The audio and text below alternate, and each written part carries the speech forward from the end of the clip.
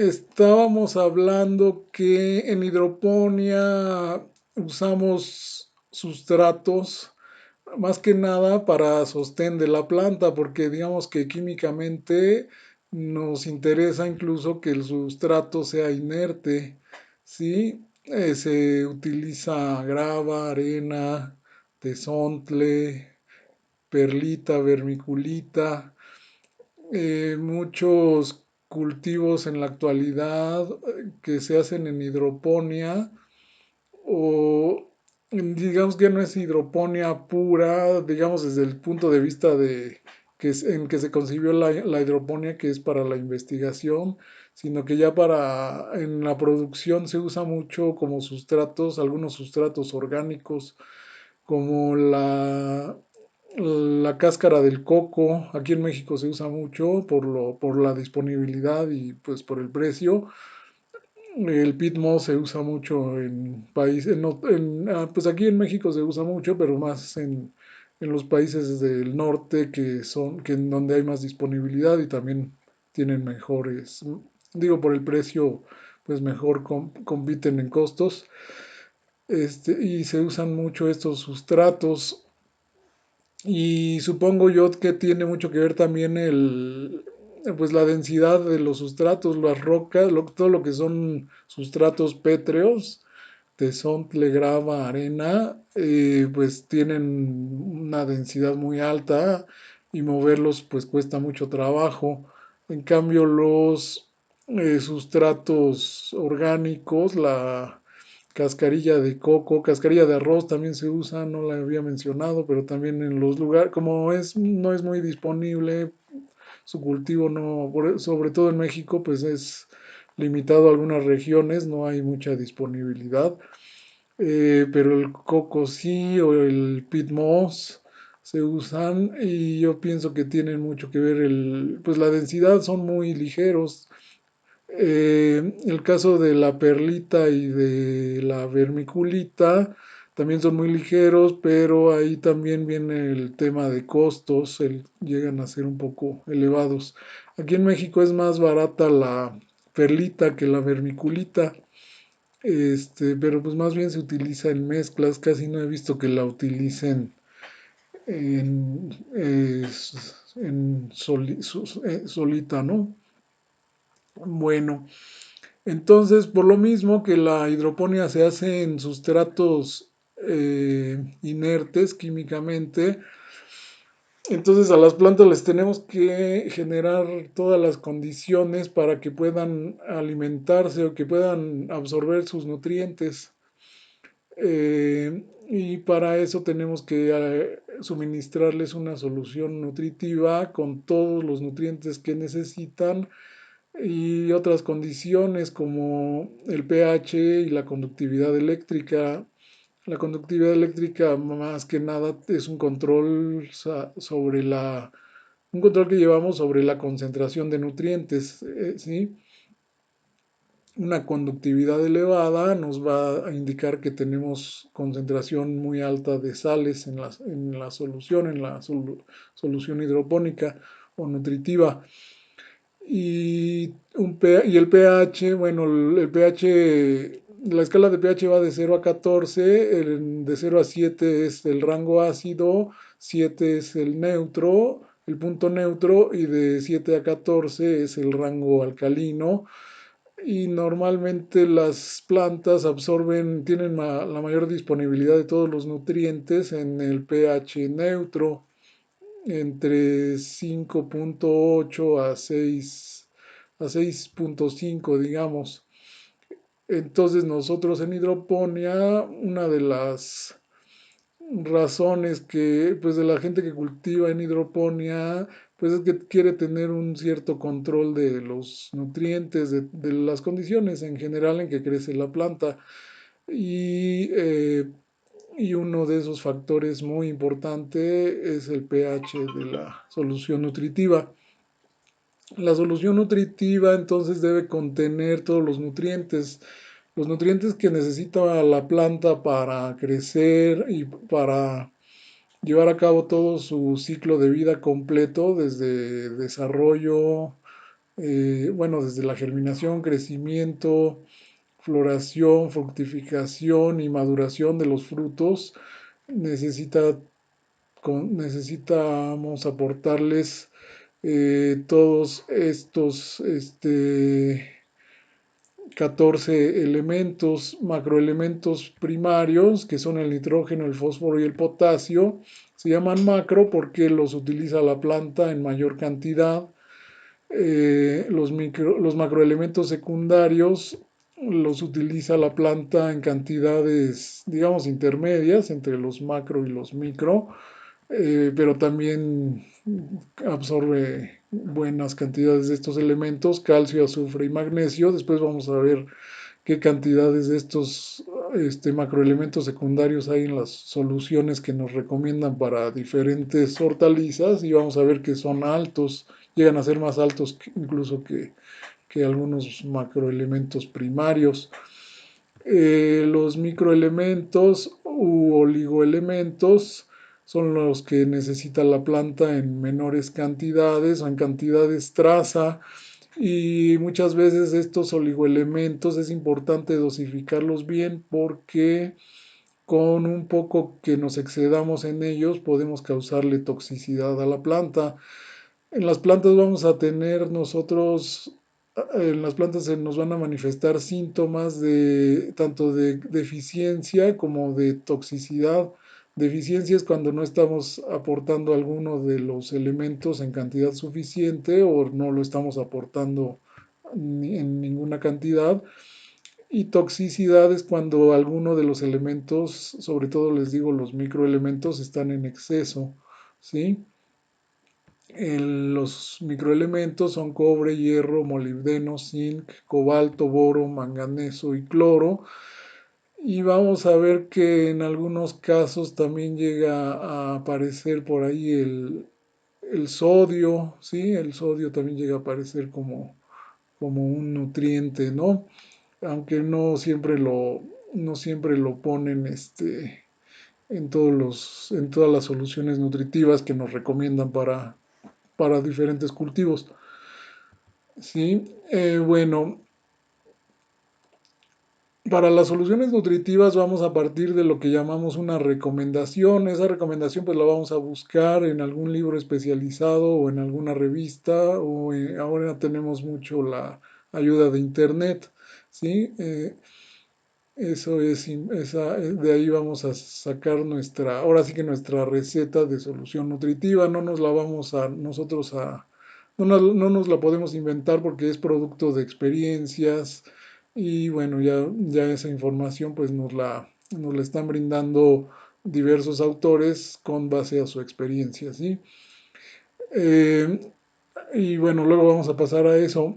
Ahorita vamos a hablar un poquito más de algunas características importantes de los nutrientes en nuestra solución nutritiva. Una de ellas es la movilidad de los nutrientes. Hay dos tipos de movilidad que nos interesan, movilidad dentro de la planta y movilidad en el suelo, ¿sí? Eh, los nutrientes móviles en la planta son estos: nitrógeno, fósforo, potasio, magnesio y molibdeno. Eso quiere decir que estos elementos, cuando la planta tiene deficiencia de alguno de ellos, los va a poder translocar, así se llama, así se dice en fisiología vegetal, trasloca el nitrógeno de las hojas viejas a las hojas nuevas para que la planta pueda seguir creciendo y formando nuevas hojas. Por ejemplo, igual con el fósforo, el potasio, el magnesio o el molibdeno. Los nutrientes que no se mueven dentro de la planta, pues son normalmente elementos estructurales, es decir, que forman parte de moléculas que ya no se van a mover de las paredes celulares, normalmente de las paredes celulares o membranas celulares, entonces ya no se van a mover.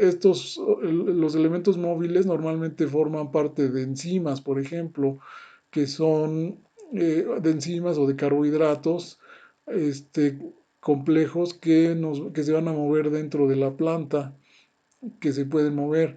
entre una célula y otra. Y los inmóviles, les decía, son estructurales, azufre, calcio. El calcio forma, por ejemplo, el pectato de calcio y es el que forma está presente en las membranas y paredes celulares. También inmóviles, el hierro, el cobre, el manganeso, el zinc, el boro. ¿Sí? Todos estos elementos inmóviles, les decía, pues son estructurales. El azufre es componente de muchas proteínas, ¿sí? De la este, glicina y algunos otros aminoácidos. Y forma los puentes de hidrógeno, muy importantes en las proteínas también. Los puentes de azufre en la estructura terciaria ya de las proteínas, cuaternaria de las proteínas, cuando ya se pliegan la estructura tridimensional de las proteínas. Movilidad de los elementos esenciales en el suelo, también esto es muy importante. En el suelo también algunos elementos se mueven y otros no. En el nitrógeno, muy alta movilidad en suelo, eso quiere decir que lo podemos perder por lixiviación, si tenemos demasiada humedad, si regamos en exceso, el nitrógeno pues se lava del suelo. Por eso son importantes las arcillas, por ejemplo, en los suelos. En hidroponía no tenemos esto de las arcillas. En hidroponía los estamos adicionando en la solución nutritiva. Quizás esta parte no sea tan importante en hidroponía, eh, dado que, por ejemplo, en los sistemas, después vamos a ver qué sistemas de hidroponía tenemos, pero en los que son de recirculación, pues siempre vamos a tener el nitrógeno, no lo vamos a aportar a la solución, se va a escurrir de la maceta y ya es todo lo que alcanzó a capturar la planta y listo, ¿no? Sino que lo vamos a estar recirculando la solución pues hasta agotar el nitrógeno o muchas veces la solución la vamos también según el manejo que elijamos, podemos estar reponiendo el nitrógeno que se va gastando, el fósforo, el potasio, ¿sí? Bueno, el nitrógeno tiene muy alta movilidad en suelo, el fósforo muy baja, el potasio media alta. Luego, en estos casos de fósforo y potasio, por ejemplo, que se mueven poco en el suelo, se dice que se pueden hacer incluso ahorros de fósforo, de potasio. Cuando fertilizamos un terreno, y le aplicamos altas dosis de fósforo y de potasio, pues esos nutrientes van a estar disponibles. Si no los extrae nuestro cultivo, pues van a estar disponibles para el siguiente, no así con el nitrógeno que tiene movilidad muy alta y no va a estar todo el nitrógeno que aplicamos en un cultivo se consume por la planta, por el cultivo mismo, o pues si finalmente con las lluvias u otros fenómenos, sobre todo de tipo con riegos o lluvias, pues se va a lavar en el caso de todos los nutrientes que tengan movilidad en el suelo. Calcio, también movilidad media alta, magnesio media, azufre media, hierro media baja, quiere decir que lo vamos a tener ahí presente, todo el hierro que vayamos aplicando, manganeso media, el boro media baja, zinc media baja, molibdeno media, cobre baja. En general podemos ver aquí que la mayoría de los micronutrientes pues tienen poca movilidad en el suelo. Aquí los macroelementos secundarios tienen una movilidad media y los macroelementos pues tienen, digamos, media o baja movilidad del fósforo y el potasio y únicamente el nitrógeno muy alta movilidad, ¿sí? Y bueno, esto en la planta pues ya lo habíamos comentado acá, ¿no? Movilidad en la planta. Y bueno, el cuadro anterior junto con a mí se me hace una herramienta bastante poderosa para nosotros, para poder identificar deficiencias de nutrientes en nuestros cultivos. La hidroponía surgió en la investigación y precisamente los investigadores hacían soluciones en las que iban quitando un solo nutriente y aportando todos los demás y veían qué efectos había sobre las plantas, ¿no? Sobre cada cultivo, sobre cada especie. Entonces, hay tablas hay diferentes formas de técnicas para identificar deficiencias de nutrientes, pero creo que esta de manera general me parece bastante interesante. En primera instancia nos dice si la deficiencia que observamos, o sea, la deficiencia la vamos a identificar en cambios de coloración, sobre todo de hojas, o tal vez en cambios en malformaciones de hojas. Cuando vemos clorosis, es decir, coloraciones amarillas o enchinamiento de hojas que no sea causada por virus, coloraciones moradas o azulosas, pues estaríamos primero pensando que sea deficiencia de algún nutriente. Bueno, cuando esos síntomas los veamos, tenemos que identificar primero si están esos síntomas nada más en las hojas viejas, nada más en las hojas nuevas, si están en hojas nuevas y viejas a la vez, en toda la planta, digamos, o si son las yemas apicales las que nos están mostrando un síntoma anormal, una malformación. Cuando tenemos los síntomas en las hojas más viejas, esto es lo que les decía antes, pues entonces sospechamos en primer lugar de los nutrientes más móviles, ¿sí? Los nutrientes más móviles en la planta son el nitrógeno, el fósforo, el potasio, el magnesio y el molibdeno. Aquí estaba en la tablita, ¿no? Nitrógeno, fósforo, potasio, magnesio y molibdeno. Eh, si las manchas son necróticas, entonces estaríamos hablando de potasio o molibdeno. Si las manchas si no son necróticas, digamos clorosis, entonces estaríamos sospechando de nitrógeno, fósforo o magnesio. Ahora aquí si la clorosis está en nervaduras verdes, nos da nervaduras verdes y en las internervaduras la clorosis, entonces estaríamos hablando de una deficiencia de magnesio. Y al contrario, si las nervaduras están amarillas y la lámina de la hoja verde, pues estaríamos hablando de deficiencias de nitrógeno, ¿sí? Por ejemplo, en este caso de que tengamos manchas necróticas y decimos, bueno, puede ser cal, potasio, molibdeno, ahí ya nosotros estamos cerrando bastante nuestro universo y centrarnos en identificar, bueno, en pensar que la deficiencia puede estar aquí, pues ya revisamos nuestra solución nutritiva y veríamos, ah, bueno, pues estoy en mi fertilizante general o en mi formulación general, pues tengo poco potasio o no estoy aportando molibdeno para nada, ¿no? Entonces ya estaría yo, sería mucho más fácil identificar, ya nada más tendría que buscarla en mi solución nutritiva, pues dónde está el problema, ¿no? Y por ejemplo, bueno, ahorita seguimos con esta tabla, aquí hay unos ejemplos, por ejemplo, deficiencia severa de magnesio en aguacate. ¿Sí? Tenemos esta clorosis en las dos hojas. Aquí tenemos también necrosis, pero ahorita nos vamos a centrar en la clorosis y tenemos las nervaduras verdes y la lámina es donde tenemos las partes amarillas. Aquí está muy claro las nervaduras verdes y las internervaduras o la lámina con clorosis, ¿sí? Entonces estaríamos hablando de, aquí no nos dicen si son hojas viejas o nuevas, normalmente nos muestran las hojas nuevas o qué serían aquí. Ah, bueno, no, pues las hojas donde está la deficiencia serían hojas viejas, sin manchas necróticas y con las nervaduras verdes. Entonces entonces identificamos aquí la deficiencia de magnesio.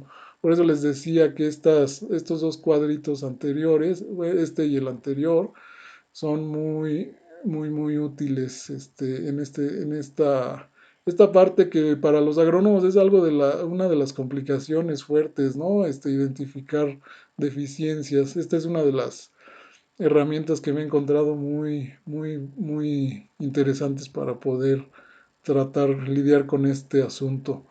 Aquí, por ejemplo, deficiencia de hierro en el tomate comparativo de hoja con deficiencia de hierro. El productor dejó de aplicar hierro por 2 semanas y la consecuencia se observa.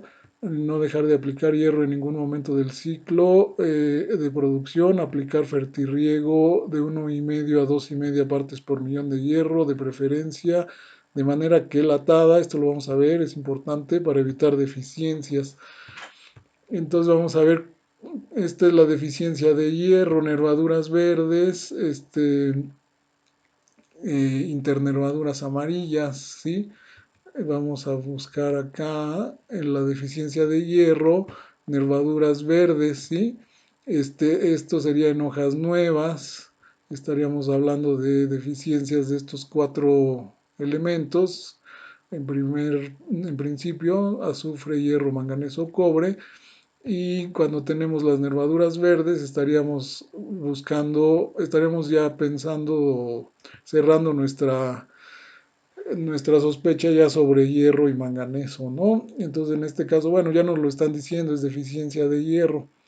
Eh, el hierro, después, conforme avancemos el curso, vamos a ir viendo que es un elemento que nos puede dar problemas muy fácilmente si no tenemos cuidado de ajustar el pH o si no estamos aplicando el hierro y el hierro en forma quelatada y otros de los nutrientes que también deben ir en forma quelatada, ¿no? Aquí hay una deficiencia de zinc en maíz. Eh, a ver, aquí por ejemplo vamos a regresarnos a esta tabla y dice deficiencia de zinc, sería hojas nuevas y viejas, al parejo, ¿no? Entonces aquí no nos dice qué tipo si es entre las nervaduras o no, aunque sí estamos observando que las nervaduras están verdes y el espacio internervaduras, amarillo. El zinc es un micronutriente esencial en la nutrición vegetal por sus funciones, principalmente darle estructura y funcionalidad a las membranas celulares. Si estamos hablando de estructura y de estructura de las membranas, estaríamos hablando de un elemento inmóvil. Vamos a regresarnos tantito. De los elementos inmóviles está el zinc aquí, ¿verdad? Entonces, hay esas cuestiones, digamos que es la manera en que podemos irnos nosotros eh, aprendiendo, digamos, cuáles son los nutrientes móviles e inmóviles o qué funciones tienen, ¿no? Ayudar al sistema de defensa de las plantas contra toxicidad por radicales libres de oxígeno, lo que da mayor capacidad a las plantas a estrés por sequía y factores climáticos. Bueno, la nutrición también es importante para que nuestras plantas resistan estreses, tanto de estreses hídricos, como menciona aquí, climáticos, exceso de calor o mucho frío, pero también nos dan resistencia a plagas. Por ejemplo, en el calcio, el aporte de calcio es importante en la mayoría de los cultivos, porque les mencionaba hace un rato que el pectato de calcio le da mucha consistencia pues a las paredes celulares y nosotros lo vemos en los frutos. Eh, Muchos frutos contienen, bueno, los frutos contienen muchas pectinas, las manzanas, los tejocotes, ¿sí? Bueno, los jitomates, los pepinos contienen pectinas y son los que les dan consistencia, el pectato de calcio, ¿sí? Entonces, ese mismo pectato de calcio le da resistencia también a las plantas para resistir el ataque de algunas plagas, sobre todo, o incluso hongos y bacterias. Una hoja que tiene más firmeza, un tejido más duro, también es más difícil de atacar por los pulgones, por ejemplo, por todos estos animales que tienen aparatos bucales chupadores, las arañas rojas, las mosquitas blancas, todos estos, y les dan pues mayor resistencia. Entonces la nutrición siempre nos va a ayudar a que nuestras plantas resistan mejor el ataque de plagas y enfermedades, ¿sí?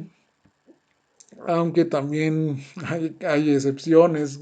Por ahí hablan de que el exceso de nitrógeno pues les atrae, por ejemplo, también a los pulgones, porque la planta está produciendo muchas proteínas y los pulgones pues están creciendo o desarrollándose mucho mejor que en una planta buscan en condiciones normales, digamos, de nutrición de nitrógeno. Entonces, es una regla general que una buena nutrición da mayor resistencia a las plagas, pero algunos con sus excepciones, ¿no? Entonces también hay que buscar. Por eso les digo, en cuestiones de agricultura, de cultivo de plantas, pues la información siempre es importante, hay que estar en contacto con personas profesionales, buscar información fidedigna en los buscadores de Google, por ejemplo, siempre irnos a fuentes confiables porque la buena información pues nos va a dar siempre mejores resultados. Bueno, el zinc que es necesario para la síntesis de auxinas, ya lo habíamos mencionado, la importancia de las auxinas en varios procesos, pero por ejemplo en la elongación celular y en la estimulación de tejidos meristemáticos para formar raíces. En el enraizamiento de esquejes habíamos mencionado que los enraizadores que impregnamos en la base del esqueje para que enraicen están elaborados a base de auxinas, ¿sí? Reguladores del crecimiento de las plantas. El maíz es uno de los cultivos más susceptibles a la deficiencia del zinc, el cual se muestra a través de franjas cloróticas sobre hojas jóvenes. Sí, bueno, aquí una deficiencia de calcio, en este caso en arándano. Conductividad eléctrica 2.4, calcio 110 partes por millón en solución del exprimido de sustrato. Ah, no, pero sí dice del sustrato, ¿eh? O sea, de la solución que está en el sustrato. Y calcio 52 partes por millón en el extracto celular del peciolo, que podría estar impidiendo la absorción de calcio. Ah, dice, pues pregunta, ¿qué podría estar impidiendo la absorción de calcio por la planta? Ah, bueno, aquí nos está dando un dato importante. Aquí nos está dando estos datos de del extracto que es, o sea, digamos que de la solución del suelo, que sería ya la solución que se ha aplicado al sustrato y se exprime, y al analizarlo encuentran que el pH es 3.4, la conductividad eléctrica 2.4 y contiene calcio 110 partes por millón, o sea que tiene un buen aporte de calcio. Eh, y luego nos dice acá que en el peciolo el calcio está en 52 partes por millón del extracto celular. No nos está dando la referencia en cuánto debería estar, pero nos están hablando de una deficiencia de calcio. Entonces suponemos que estamos bajos en calcio en el follaje, en el análisis foliar. Entonces, ¿qué podría estar impidiendo la absorción de calcio en la planta? Bueno, aquí pues el dato más evidente es el pH. Después vamos a ver una escalita del pH donde nos muestra la disponibilidad de cada nutriente a diferentes pHs, ¿sí? 3.4 es un pH muy bajo donde casi ningún nutriente incluso va a estar disponible para la planta, ¿verdad, Alfredo? Sí, así es. De hecho, iba a preguntar ahí, tenía duda precisamente, este, así como se le suministra, si se lo suministra, por ejemplo, en una solución nutritiva con pH de 6, entonces así más o menos tiene que salir el extracto de peciolo. No, ah, aquí no nos dice qué pH tenga el extracto de peciolo. Aquí me equivoqué al principio. Este pH que corresponde a la solución del sustrato.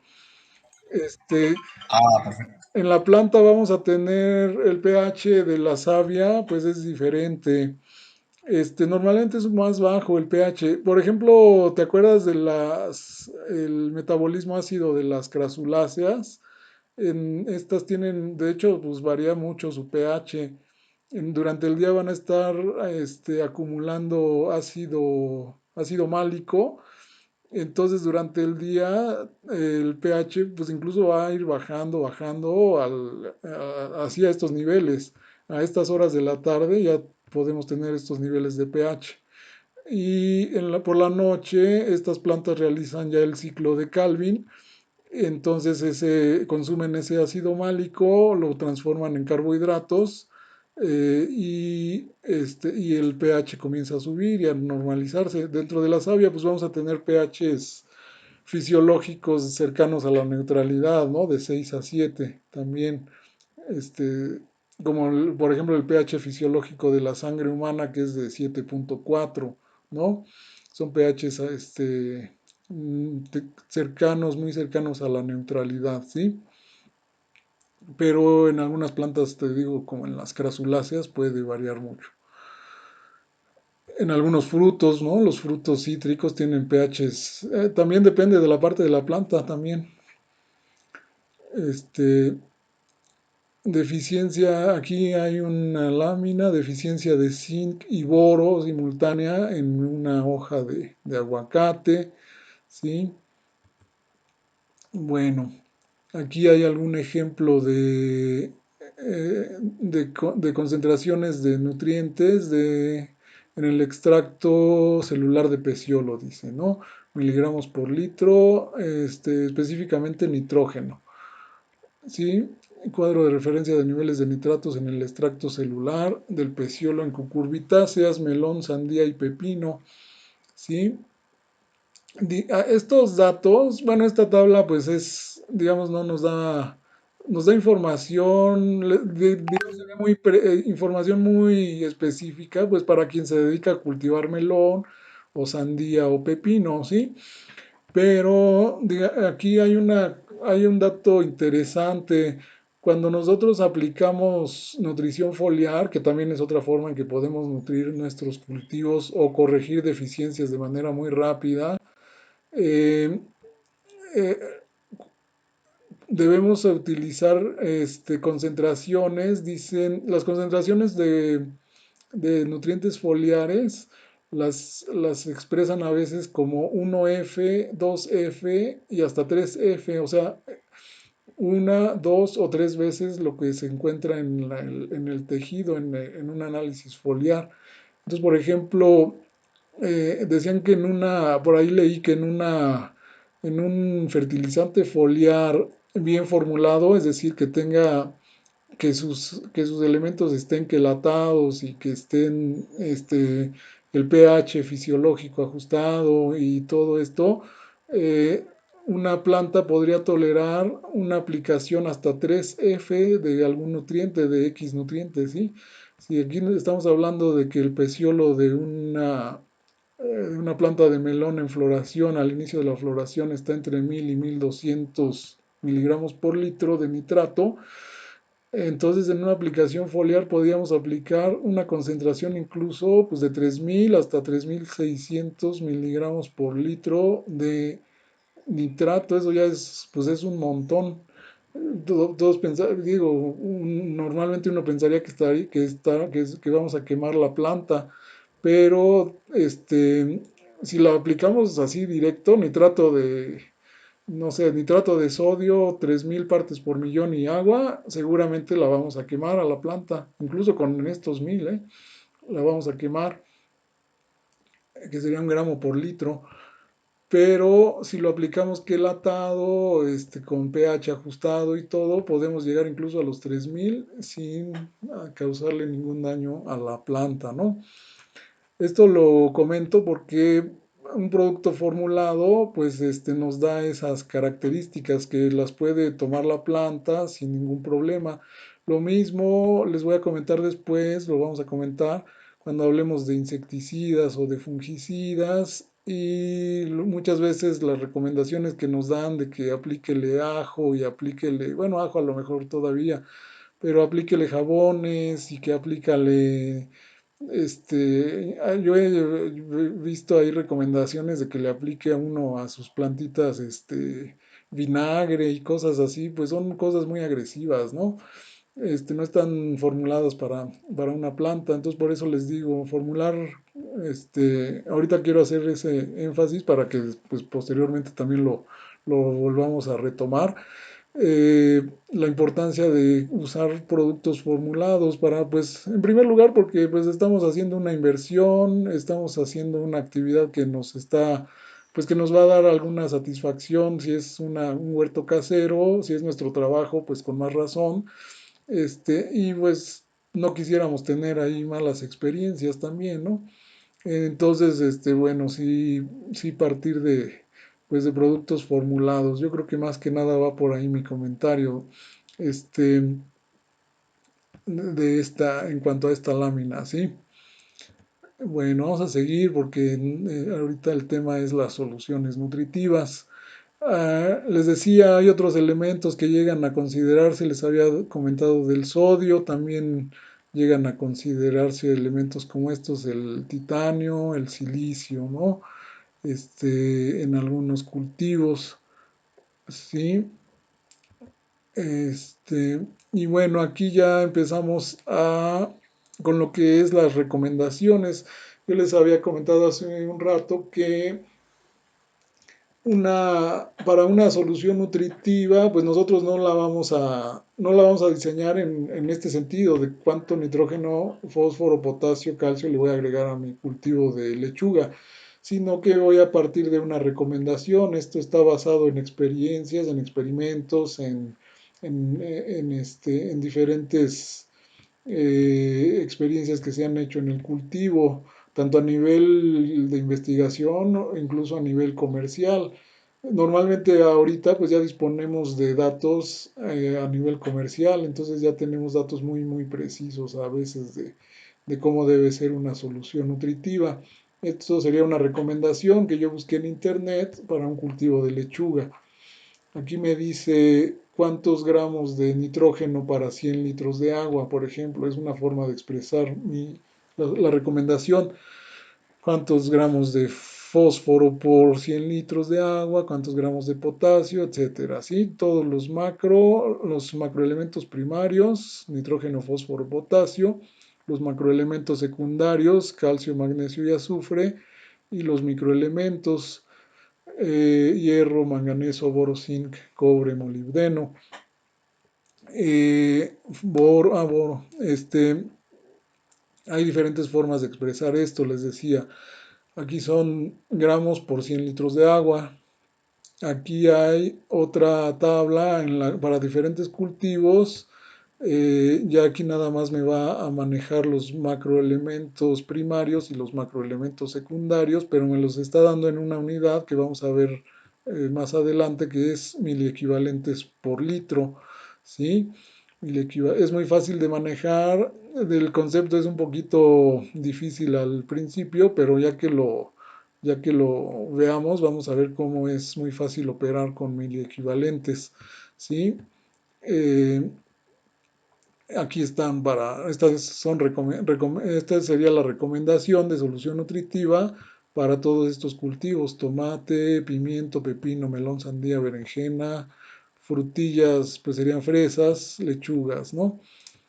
Bueno, esta es la forma en que se calcula el peso equivalente, ¿no? El peso fórmula entre las valencias. La valencia del ion nitrato es 1, entonces el peso molecular del nitrato entre 1 es igual. En el caso del calcio sería el peso molecular, el peso atómico del calcio dividido entre 2, ¿sí?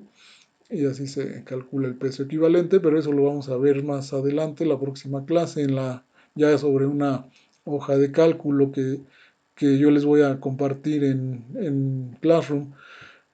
Bueno, estos son los datos los cálculos que vamos a hacer, para cuando tenemos la recomendación dada en miliequivalentes. También lo vamos a ver la próxima clase con más detenimiento. Esta otra es una recomendación para jitomate, en diferentes etapas del cultivo, y nos la están dando en milimoles por litro. ¿Sí? Entonces, para una solución inicial recién trasplantada, pues son estas cantidades: 3 milimol de nitrógeno, 6,6 de fósforo, 2 de potasio, 2 de calcio, una de magnesio, una de azufre. También vamos a ver un ejemplo de cálculo de de las fuentes a partir de una recomendación dada en milimoles por litro. Eh, Luego, esta la vamos a trabajar bastante detalladamente, digamos, para todo el cuadro, todas las etapas también es una recomendación para jitomate, basado en estos autores: Hodgmuth, en 1991. Este, Me parece que ya les compartí en Classroom, ahorita lo reviso y les digo si ya está, pero creo que ya es un manual de hidroponía para cultivo de jitomate del INIFAP de San Luis Potosí. Y ahí nos da esta tabla. Con esta tablita, pues ya tenemos es la recomendación de la solución nutritiva para todo el ciclo, desde que trasplantamos hasta el primer racimo. Estas son las concentraciones que debemos eh, con, que debe contener nuestra solución nutritiva final, del primero al segundo racimo. Estas son las cantidades de nutrientes. Básicamente los micronutrientes pues no van a cambiar en todo el ciclo, van a ser todos los mismos. Los que van a cambiar más son, en el caso del jitomate, es el calcio. No, el calcio no cambia, 150, 150.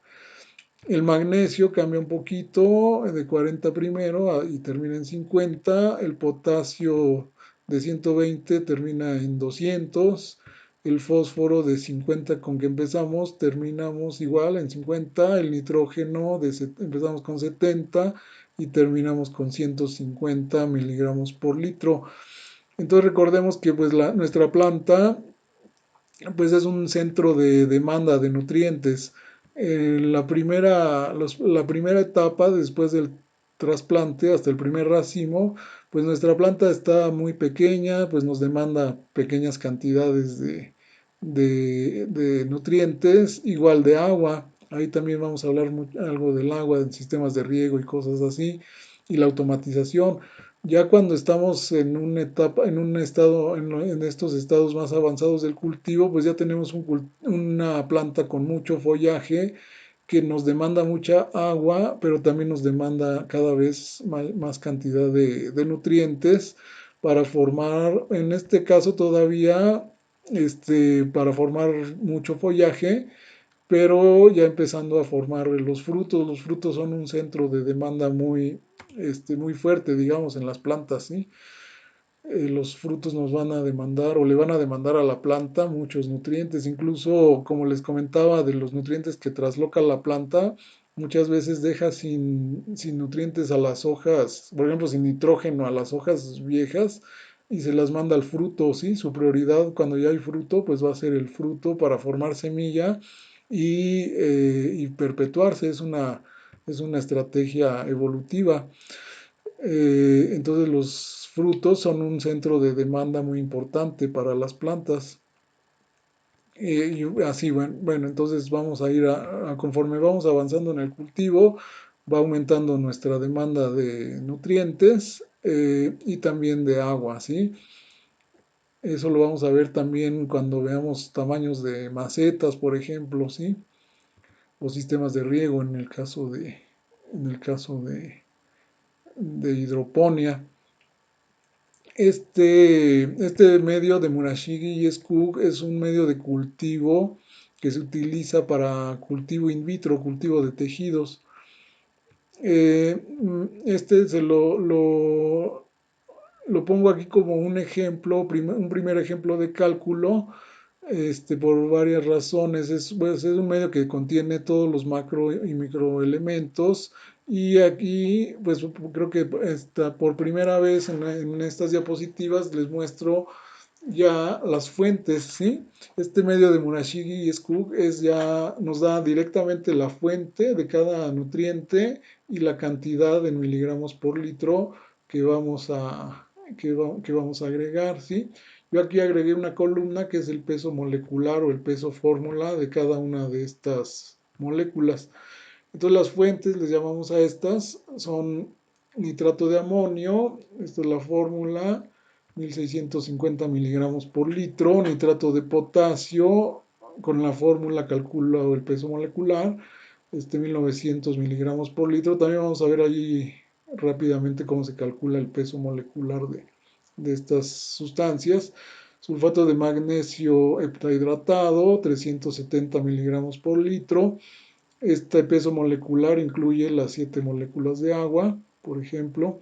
Fosfato monobásico de potasio, 170 miligramos por litro. Cloruro de calcio, 440. Aquí algo pues, que hay que mencionar es, por ejemplo, nitrato de amonio y nitrato de potasio me están dando los dos, me están aportando nitrógeno, y el nitrato de potasio me está aportando tanto nitrógeno como potasio, por ejemplo, ¿no? El sulfato de magnesio me está aportando magnesio y azufre, dos macroelementos secundarios. En este caso anterior, el nitrato de potasio me aporta dos macroelementos primarios, nitrógeno y potasio.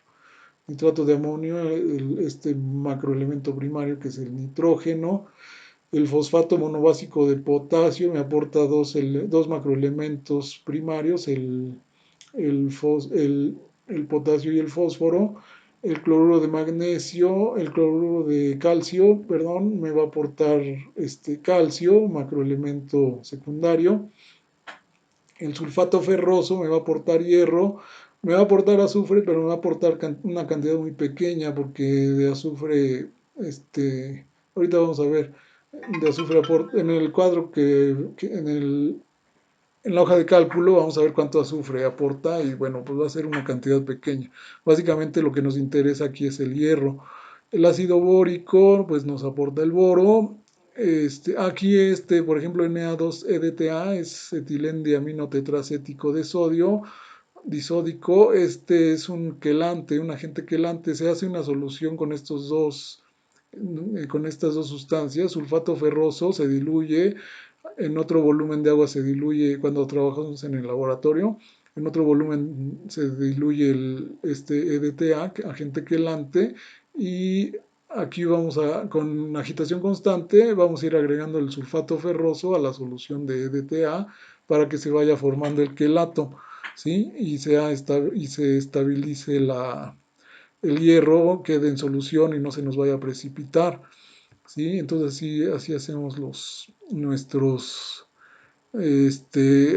así formulamos nuestros medios de cultivo para que no precipiten algunas sales como el hierro, algunos iones, sobre todo los cationes divalentes, el hierro, el calcio, el magnesio, son manganeso, son muy susceptibles a precipitar, entonces es importante utilizar un agente quelante, ¿sí?